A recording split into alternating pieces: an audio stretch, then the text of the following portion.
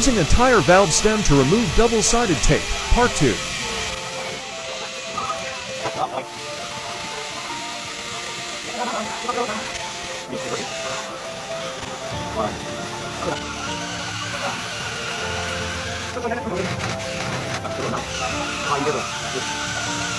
So this is why I did this on this panel.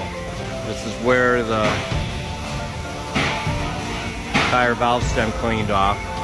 And I've got a paint edge here because somebody painted the fender without taking the flare off. And you'll notice that it did not take off any of the new paint. Rubber wheel did a better job, faster job cleaning the tape, but it started taking that paint right off with no effort. So pros and cons